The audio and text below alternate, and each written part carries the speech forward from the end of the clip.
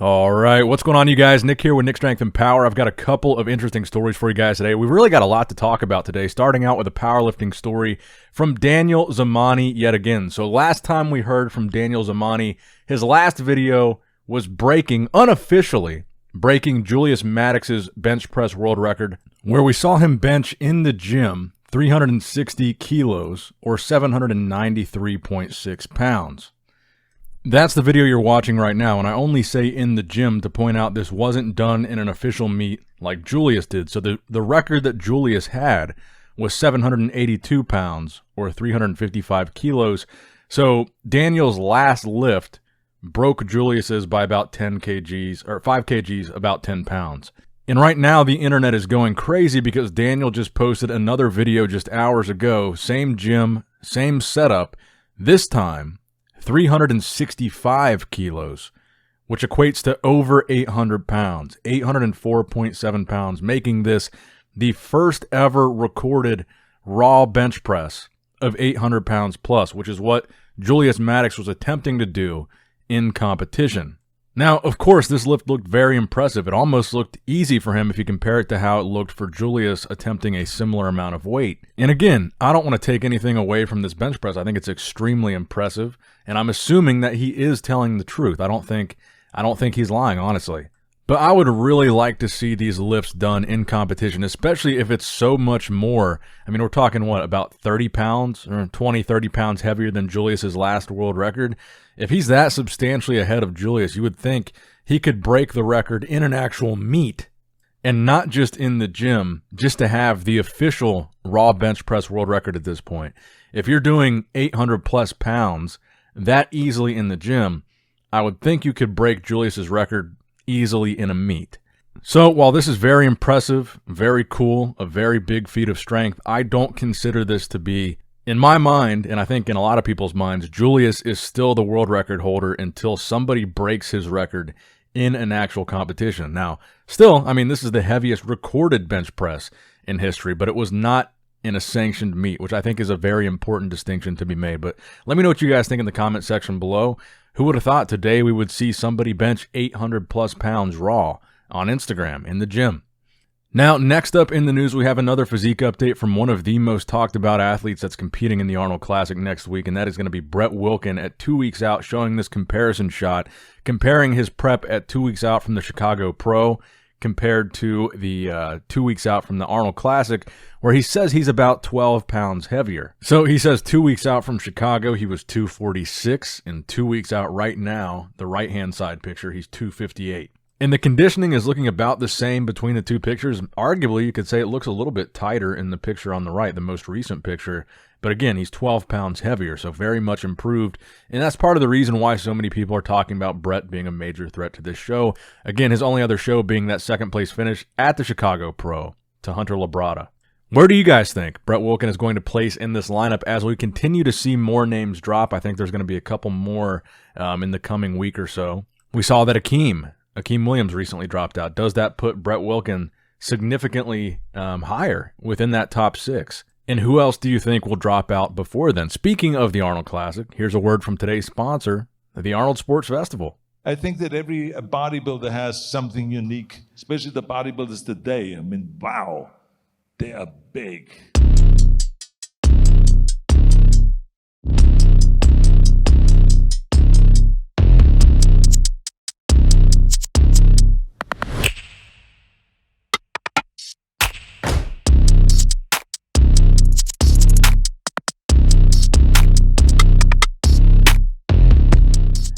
Now, next up in the news, let's look at these latest physique updates from Nick Walker, these off-season updates. As you guys know, the next time we're going to see Nick on stage is going to be the 2022 Mr. Olympia. He does not need to qualify. He does not need to compete.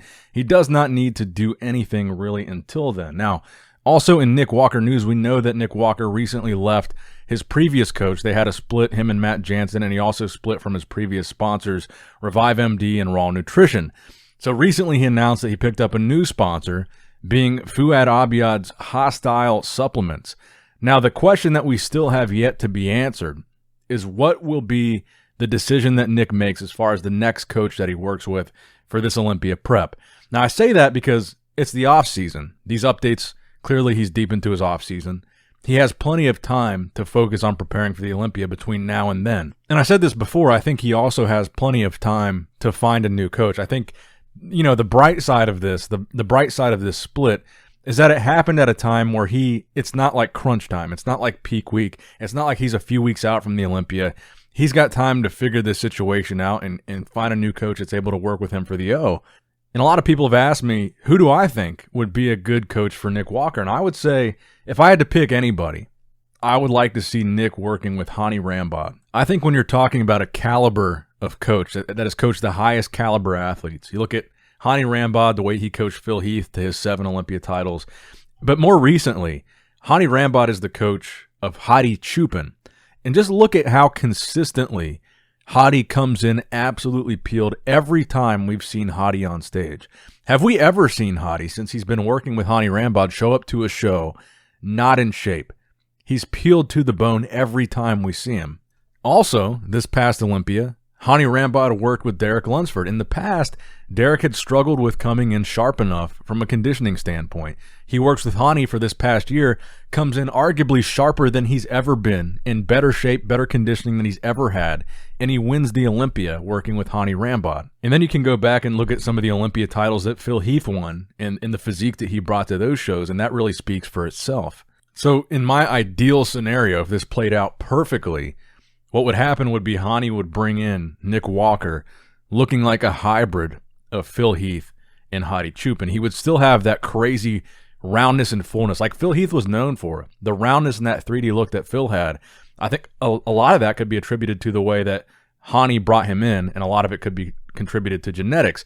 I think Nick has those same genetics for that 3D look, and I think Hany could help with that. But imagine that roundness and fullness like Phil Heath, and then look at a compact, shorter bodybuilder with a ton of muscle like Hany Chupin that Hany is able to bring in peeled to the bone every time. So imagine Nick Walker being kind of a hybrid of the best Hany Chupin that we've seen and then the best Phil Heath that we've seen, because I think he's got some attributes of both of their physiques. But just imagine that is what Hany would be able to do with Nick Walker. That might be an ideal situation, and that might be unlikely, but that's what I imagine happening. So I think that would be a cool outcome for Nick.